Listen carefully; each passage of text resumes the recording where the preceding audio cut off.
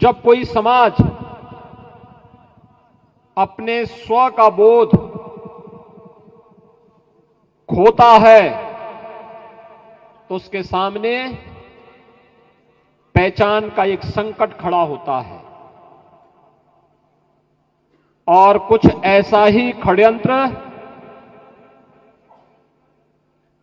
इस समाज के साथ किया गया जो आज अपने को पिछड़ा वर्ग कहता है।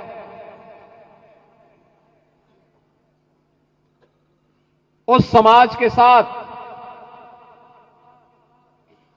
जो अपने बल से, अपने बुद्धि से, अपने पौरुष से भारत को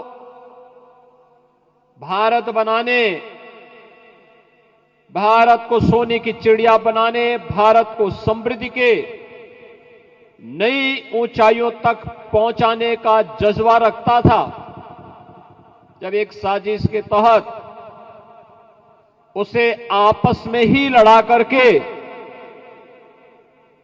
उसके सामने उसके सत्व के बोध को समाप्त करवा दिया गया, तो एक पहचान का संकट न केवल इस समाज के सामने बल्कि पूरे देश के सामने आ गया था। और यही कारण है, वे ताकतें जानती थी कि अगर ये समाज ऐसे ही पराक्रमी रहा, ऐसे ही पौरुष से भरपूर रहा,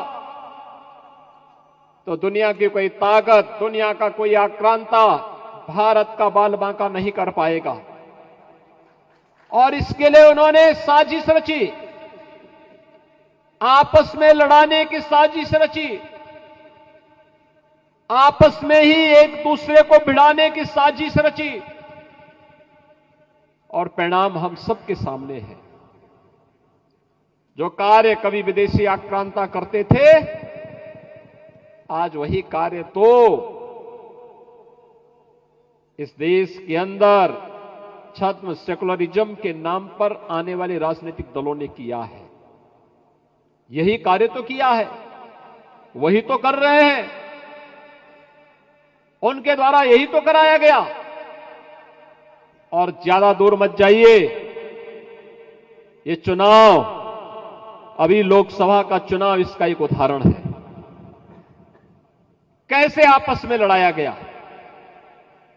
कैसे आपस में एक दूसरी जातियों को लड़ा करके अस्तित्व का एक संकट खड़ा करने का प्रयास किया गया। और फिर कौन नहीं जानता आप में से, ये समाज अगर अपने पौरुष और पराक्रम के लिए जाना जाता था, तो भारत की परंपरा और भारत की संस्कृति के प्रति उतनी ही अटूट आस्था के लिए भी जाना जाता था। इस समय पश्चिमी उत्तर प्रदेश में कांवड़ यात्रा चल रही है। याद करिए, यही कांवड़ यात्रा इस कांग्रेस और समाजवादी पार्टी की सरकार के समय, बहुजन समाजवादी पार्टी की सरकार के समय प्रतिबंधित की गई थी। ये केवल एक कांवड़ यात्रा नहीं है, ये केवल शिव भक्तों का एक मंगल गान नहीं है, उनकी यात्रा भर नहीं है, इसके साथ रोजगार भी जुड़ा हुआ है। याद करिए, कांवड़ यात्रा के साथ चलने वाले लोगों का रोजगार, उसके साथ लगे हुए हस्तशिल्पियों का रोजगार, उसके साथ लगे हुए छोटे गांव के दुकानदारों का रोजगार, उसके साथ जुड़े हुए वे सभी अन्य कार्य जो उस यात्रा के साथ चलते थे, जिनकी आजीविका चलती थी। एक यात्रा वर्ष भर के लिए उनके पास इतनी आमदनी करती थी कि वे उस आमदनी को फिर कहीं लगाते थे, उससे कई गुना मुनाफा कमा करके फिर अपने और अपने परिवार की भी और देश की समृद्धि में भी अपना योगदान देते थे। लेकिन पिछली सरकारों ने इसको रोकने का काम किया था। आपके पर्व और त्योहार याद करिए, किसी एक पर्व और त्योहार को आप नवरात्रि में दुर्गा मूर्ति का स्थापना करते हैं, मूर्ति में क्या, मूर्ति अपने आप बन जाती है? उसके लिए कारपेंटर भी चाहिए और चाहते होंगे, उसमें मिट्टी का काम करने वाले लोग भी चाहिए होते हैं, उसमें उसकी डिजाइनिंग बनाने वाले लोग भी चाहिए होते हैं, उसमें रंग भरने वाले लोग भी चाहिए होते हैं, उसके लिए उस प्रकार के वस्त्रों की साज सज्जा के लोग भी चाहिए होते हैं। क्या एक व्यक्ति कर पाता है क्या? अलग अलग तबके के लोगों को जोड़ने का एक माध्यम भी बनता था और उतने ही रोजगार का सृजन भी वह करता था। पिछली सरकारों ने उसको भी रोकने का काम किया था। वन डिस्ट्रिक्ट वन प्रोडक्ट की योजना आपके सामने है। मैं पूछना चाहता हूं, कांग्रेस ने देश के अंदर 60 प्रदेश के अंदर 60 वर्षों तक शासन किया। समाजवादी पार्टी की 4-4 बार प्रदेश में सरकार थी। इन्होंने वन डिस्ट्रिक्ट वन प्रोडक्ट के लिए कार्य क्यों नहीं किया? मैं पूछना चाहता हूं, वन डिस्ट्रिक्ट वन प्रोडक्ट के साथ जुड़े हुए जो हस्तशिल्पी हैं, जो कारीगर हैं, कौन है? क्या ये ओबीसी समाज से जुड़े हुए नहीं है? क्या इसमें कोई कुम्हार, कोई विश्वकर्मा, कोई लोहार, कोई स्वर्णकार, क्या ये नहीं है? पीएम विश्वकर्मा और मुख्यमंत्री विश्वकर्मा श्रम सम्मान योजना के साथ जुड़े हुए, माटी कला बोर्ड से जुड़े हुए इन सभी कार्यों को जो आज केंद्र और राज्य सरकारें चला रही हैं, क्या इसके साथ ओबीसी का रोजगार नहीं जुड़ा हुआ है? आप याद करिए, समाजवादी पार्टी की सरकार का समय 2015 और 16 का समय, जब Uttar Pradesh public service commission का परिणाम आता है, 86 एसडीएम की भर्ती होती है और 86 में से 56 एक जाति विशेष के हो जाते हैं। क्या ये ओबीसी के हितों पर कुठाराघात नहीं था? बहनों और भाइयों, क्यों लोग उसमें मौन हो जाते हैं? क्यों नहीं बोलते हैं? उत्तर प्रदेश में पिछले 6 वर्षों में हम लोग 7 वर्षों में हम लोगों ने 6.5 लाख भर्ती की है और मैं कहता हूं दावे के साथ, इन भर्तियों में ओबीसी समाज की, साफ ओबीसी और एससी समाज की 60% भर्ती हुई है। 60% से अधिक भर्ती हुई है। 69,000 शिक्षकों की भर्ती पर लोग प्रश्न खड़ा करते हैं। 69,000 नहीं, हम लोगों ने 1,25,000 भर्ती बेसिक शिक्षा परिषद में शिक्षकों की और 69,000 जिन शिक्षकों की भर्ती के बारे में प्रश्न खड़ा किया जाता है, ये समाजवादी पार्टी के वही मोहरे हैं जो लोग 86 में से 56 एक ही परिवार और एक ही जाति विशेष के लोगों को भरने का काम किए थे। वे लोग आज प्रश्न खड़ा करते हैं। 69,000 शिक्षकों की भर्ती में, बहनों और भाइयों, अगर केवल 27% ओबीसी के आरक्षण के हिसाब से भर्ती होती तो भर्ती होती 18,200, लेकिन भर्ती कितनी हुई? 31,500। 31,500। उन्हें इस बात की चिंता है कि ओबीसी समाज अपनी बुद्धि से, अपने बल से, अपने पौरुष और पराक्रम से इतनी अधिक सीटें क्यों प्राप्त कर गया, और इसलिए इसे विवादित करना है, इसके लिए उन्हें बदनाम करना है, इसके लिए तमाम षड्यंत्र करने, इसके लिए तमाम प्रकार की साजिशें रची जाती हैं। मैं पूछना चाहता हूं,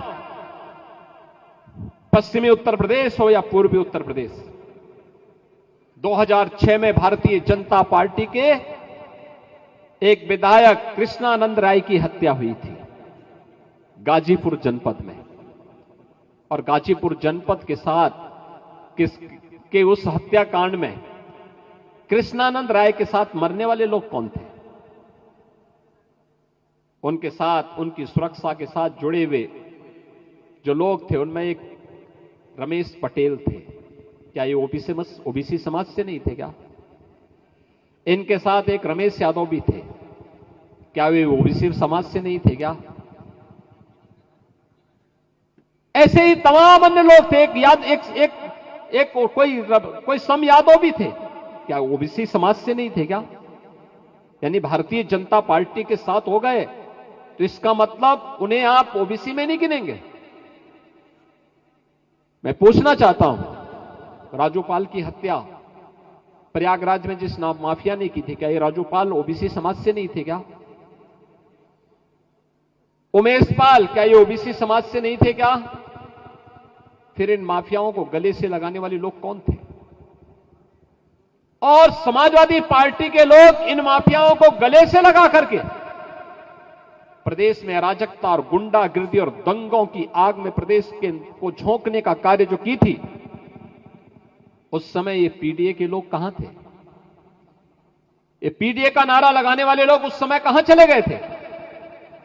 और इसीलिए प्रश्न खड़ा होता है, जिन लोगों ने ओबीसी समाज और प्रदेश के युवाओं की नौकरियों में डकैती डाली थी, जिन लोगों ने यहां के रोजगार पर डकैती डालने का काम किया था, जिन्होंने प्रदेश के सामने पहचान का संकट खड़ा किया था, और जो लोग उत्तर प्रदेश जैसे अनलिमिटेड पोटेंशियल के प्रदेश को अराजकता की भट्टी में झोंकने के लिए जिम्मेदार थे, बहनों और भाइयों, वे लोग आज आपसी फूट डालो और राज करो की अपनी नीति के तहत लगातार अपने दुष्प्रचार तंत्र के माध्यम से समाज को गुमराह करने का कार्य कर रहे हैं। आज जब ओबीसी मोर्चा के इस प्रदेश कार्य समिति के इस सम्मेलन में मुझे आपके बीच में आने का अवसर प्राप्त हुआ है, तब मैं आप सबका आह्वान करूंगा। हम सबकी जिम्मेदारी बनती है कि वास्तविक तथ्यों को समाज के सामने रखें, समाज को इन बातों से अवगत कराएं। तथ्य प्रमाणित है, आपके सामने प्रमाणिक तथ्य होंगे। समाजवादी पार्टी अपनी 4 बार की सरकार के समय ओबीसी और एससी और प्रदेश के युवाओं को कितनी नौकरी और रोजगार दी है, इन तथ्यों को निकालिए। और भारतीय जनता पार्टी की सरकार पिछले 7 वर्ष में कितनी की है, यह भी समाज के सामने रखिए, और उसमें यह भी देखिए कि ओबीसी समाज के कितने लोगों को उसके माध्यम से नौकरी मिली।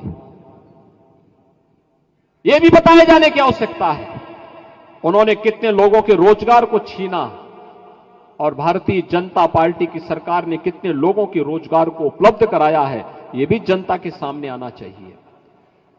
उन्होंने ओबीसी की सुरक्षा के साथ जो खिलवाड़ किया था, इन माफियाओं को पाल करके, इन्हें पलवित और पुष्पित करके, और उन्होंने कहां पर ओबीसी समाज के मार्ग पर कांटे बिछाने का काम किया था, इससे भी समाज को अवगत कराने की आवश्यकता है। आपके पर्व और त्योहार में व्यवधान डाल करके प्रदेश को दंगों की आंख में झोंकने का जो काम किया था, उसके बारे में भी अवगत कराइए। आपकी खेती बाड़ी के मार्ग में जो इन्होंने अवरुद्ध पैदा किए थे, इसके बारे में अवगत कराइए। और अब तो हम लोगों ने प्रदेश के अंदर न केवल उत्तर प्रदेश के किसानों को प्रधानमंत्री मोदी जी ने प्रधानमंत्री किसान सम्मान निधि का लाभ दिया है, बल्कि प्रदेश सरकार ने किसानों के साथ साथ उनके परिवार के जनों और बटाईदारों को भी 5 लाख रुपए की मुख्यमंत्री कृषक दुर्घटना बीमा के अंदर आच्छादित करने का काम किया है।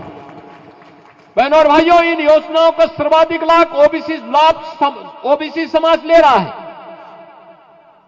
लेकिन उन्हें अवगत कराएगा कौन, उन्हें बताएगा कौन? उन तक बताने की जिम्मेदारी आपकी है, उस समाज के बीच तक पहुंचाने की जिम्मेदारी आपकी है। और यही नहीं, हमें यह भी करना चाहिए। आप समाजवादी पार्टी के समय ओबीसी के कितने छात्रों को स्कॉलरशिप मिलती थी, और इस समय नरेंद्र कश्यप ही हमारे इस विभाग के मंत्री हैं, ये अपने आंकड़े भी प्रस्तुत करें और बताएं कि 2475 रुपए हमने 2475 करोड़ रुपए केवल और केवल ओबीसी वर्ग के छात्रों के लिए आज स्कॉलरशिप के लिए हमारी सरकार ने दिया है, जबकि समाजवादी पार्टी की सरकार इसकी आधी पैसा भी नहीं देती थी, आधे छात्रों को भी स्कॉलरशिप नहीं देती थी। और इसीलिए आज आपसे मैं कहने के लिए आया हूं, आप में, इस समाज में बजरंग बली की ताकत छुपी हुई है। बस उस ताकत को उजागर किए जाने की आवश्यकता है, उस ताकत को उजागर किए जाने की आवश्यकता है। रावण की लंका को जलाने में और उसको दहन करने में बहुत देर नहीं लगेगी। ये जो रावण आज गुमराह करके समाज को आपस में ही लड़ाने का काम कर रहा है, याद रखना, हमारा ओबीसी समाज मजबूत हो यह महत्वपूर्ण है, लेकिन हमें सर्व समाज के साथ बेहतर समन्वय करके देश विरोधी और समाज विरोधी गतिविधियों में लिप्त तत्वों को बेनकाब करते हुए प्रधानमंत्री मोदी जी के नेतृत्व और मार्गदर्शन में विकसित भारत की परिकल्पना को साकार करने के लिए प्राण प्रण से जुटना है। यही तो छत्रपति शिवाजी महाराज का आह्वान था, यही उनका आह्वान था। ये समाज विभाजित था, अयोध्या में राम मंदिर अपवित्र हुआ। ये समाज विभाजित था, मथुरा में भगवान श्री कृष्ण का जन्मभूमि का मंदिर अपवित्र हुआ। ये समाज विभाजित था, हमारे देवादिदेव महादेव भोलेनाथ भगवान विश्वनाथ का मंदिर अपवित्र हुआ। जो हमारा ओबीसी समाज सबसे अधिक गौ सेवा करता था, याद करिए, उसी समाज में गोवंश छीन करके उन्हें गौशाला में नहीं, उसकी गौ सेवा नहीं, बल्कि उसको कसाईयों के हवाले किया जाने लग गया।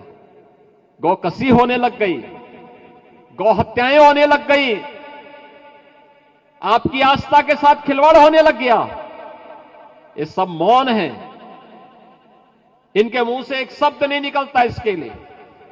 ये अयोध्या पे नहीं बोलेंगे, ये मथुरा पे नहीं बोलेंगे, ये काशी पे नहीं बोलेंगे, ये माफिया राज पे नहीं बोलेंगे, ये लोग दंगों पे नहीं बोलेंगे, ये लोग कांवड़ यात्रा पे नहीं बोलेंगे, ये श्री कृष्ण जन्माष्टमी पे नहीं बोलेंगे, ये होली और आपके पर्व और त्योहारों पे चर्चा नहीं करेंगे। लेकिन बहनों और भाइयों, ये लोग जाति के नाम पर आपको लड़ाने की किसी भी कुत्सित मंशा से सदैव किसी न किसी षड्यंत्र में और उस प्रकार के षड्यंत्रों में लिप्त रहेंगे। और इसके लिए इन्होंने सबसे बड़ा औजार के रूप में इस्तेमाल किया है अपने स्मार्टफोन को। स्मार्टफोन, सोशल मीडिया प्लेटफॉर्म, और उसके माध्यम से झूठे वक्तव्यों को निकाल करके, झूठी जातियां और झूठे शेयर करके इन्होंने इस प्रकार के षड्यंत्रों को आज अंजाम देना प्रारंभ किया है कि पूरा समाज एक दूसरे को दुश्मनी भरी निगाहों से देखने की स्थिति में पैदा हो। इस प्रकार के षड्यंत्र लगातार कर रहे हैं, इसलिए इनसे सावधान बनने की आवश्यकता है।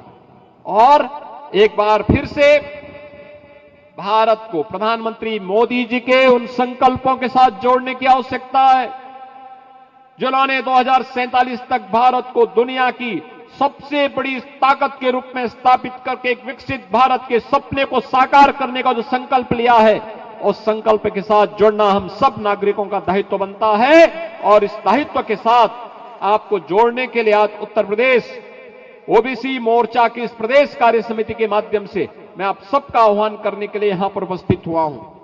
बहनों और भाइयों, मैं आपको इस बात के लिए आश्वस्त करता हूं, मैं आपको इस बात के लिए आश्वस्त करता हूं कि डबल इंजन की सरकार है, आपके हितों को हर प्रकार का संरक्षण देगी, आपके हितों के साथ खिलवाड़ करने की छूट किसी को नहीं देगी।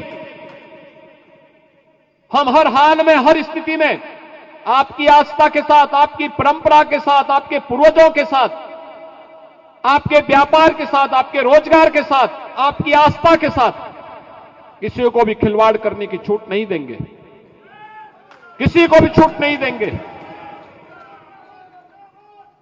आधी आबादी, बेटी और बहनों की सुरक्षा के साथ किसी को खिलवाड़ करने की छूट नहीं देंगे। लेकिन हमें भी अपनी ताकत का एहसास होना चाहिए। और ये ताकत हमारी है एकजुटता का, एकता का एहसास।